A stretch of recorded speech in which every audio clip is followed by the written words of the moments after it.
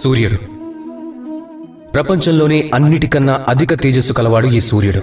అందరికన్నా అధిక ఉజ్వలుడు, అందరికన్నా అధిక శక్తిశాలి. కానీ మీరు ఎప్పుడైనా సూర్యోదయాన్ని చూసారా?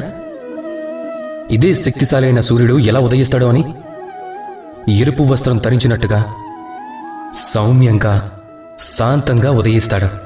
ఇంకా ఇదే ఒక గొప్ప వ్యక్తికి ఉండాల్సిన గుణం. జీవితంలో ఉన్నత స్థాయికి చేరుకున్నా కూడా అహంకారాన్ని చూపించడు. సౌమ్యంగా ఉండటానికి ప్రయత్నిస్తాడు. ఎప్పుడైనా జీవితంలో హాని జరిగినా అప్పుడు కూడా సౌమ్యంగానే ఉంటాడు. ఒకవేళ మీరు కూడా సూర్యుడిలాగా మీకు గౌరవం దక్కాలని అనుకుంటే మీరు సూర్యుడిగా మారండి. ఎప్పుడైతే జీవితంలో సంతోషం వస్తుందో, ఆనందం కలుగుతుందో అప్పుడు సరిహద్దులను దాటద్దు.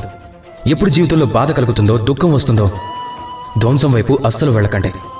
సౌమ్యంగా ఉండండి, శాంతంగా ఉండండి, సూర్యునిలాగే ప్రకాశిస్తూ ఉండండి. జీవితంలో ప్రతి క్షణంలాగే ఇది కూడా ఒక్క క్షణమే.